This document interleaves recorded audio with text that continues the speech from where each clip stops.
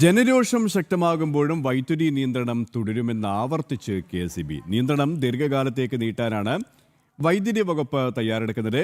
അരമണിക്കൂർ മുതൽ 1 മണിക്കൂർ വരെയാണ് ഇപ്പോൾ തന്നെ പലയിടങ്ങളിലും വൈദ്യുതി മുടങ്ങുന്നത്.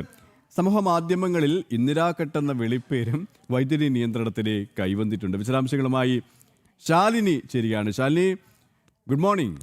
ഈ പറഞ്ഞതുപോലെ തന്നെയാണ് വൈദ്യുതി നിയന്ത്രണം, ഇന്ദിരാഘട്ട് എന്തൊക്കെ വാഗ്ദാനങ്ങളായിരുന്നു അല്ലേ? പക്ഷെ നമ്മൾ ഇരുട്ടിൽ ഇങ്ങനെ തപ്പി ജീവിക്കേണ്ടി വരുന്ന ഒരു സാഹചര്യമാണ്. ഇതിങ്ങനെ തുടരുമെന്നാണ് മനസ്സിലാക്കേണ്ടത് ഇങ്ങനെ പോയാൽ.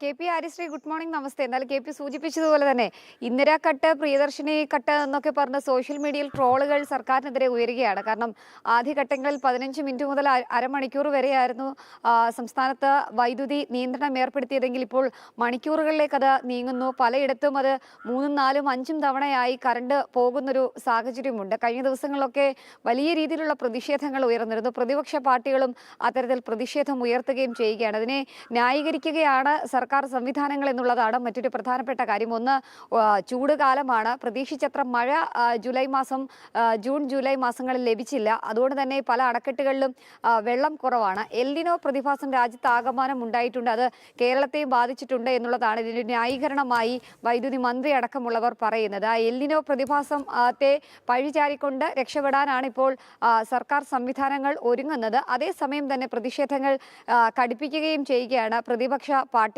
പൊതുജനങ്ങളും കാര്യമായി തന്നെ ബുദ്ധിമുട്ടുന്നുണ്ട് എന്നുള്ളതാണ് ഏറ്റവും ശ്രദ്ധേയമായിട്ടുള്ള കാര്യം. അതിൽ സർക്കാർ പറയുന്നത്, KSEB പറയുന്നത് എന്നുള്ളത് പ്രതി മാസം അല്ലെങ്കിൽ ഉപഭോഗം എന്നുള്ളത് വർദ്ധിച്ചിട്ടുണ്ട് എന്നുള്ളതാണ്.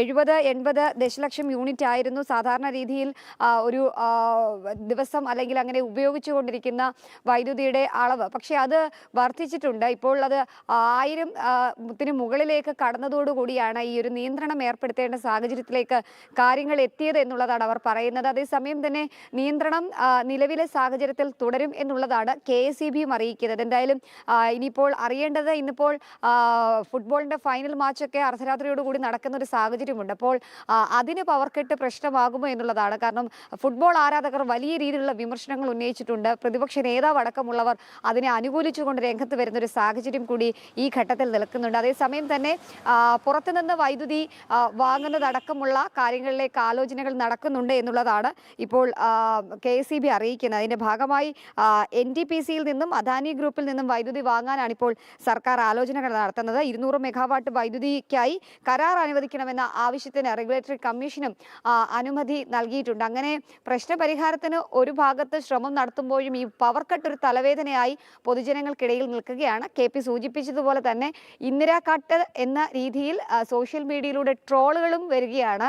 പലയിടങ്ങളിലും ആളുകൾക്ക് വലിയ രീതിയിലുള്ള ബുദ്ധിമുട്ടുണ്ടായിട്ടുണ്ട്. കഴിഞ്ഞ ദിവസങ്ങളൊക്കെ ഈ വെന്റിലേറ്റർ സംവിധാനത്തിലും ഒപ്പം തന്നെ അത്തരത്തിലുള്ള സംവിധാനങ്ങളിൽ വീടുകളിൽ കഴിയുന്ന രോഗികൾ, അവരൊക്കെയാണ് ഇക്കാര്യത്തിൽ വലിയ രീതിയിൽ വലയുന്നത്. എന്തായാലും അതിൽ പരിഹാരം കാണുമെന്നുള്ള ന്യായീകരണം സർക്കാർ നൽകുമ്പോഴും എന്ന് ഈ പവർ കട്ട് തീരും എന്ന കാര്യത്തിൽ വ്യക്തമായൊരു ഉത്തരം സർക്കാരിന് മുൻപിലുമില്ല, KSEBയുടെ മുൻപിലും ഇല്ല. KP അത് തന്നെയാണ് എന്ന് ഈ പവർ കട്ട് തീരും എന്ന് ചോദിച്ചു കഴിഞ്ഞാൽ ഇങ്ങനെ നീണ്ടുപോകുമെന്നാണ് വൈദ്യുതി മന്ത്രി സണ്ണി ജോസഫ് തന്നെ പറയുന്നത് അല്ലേ?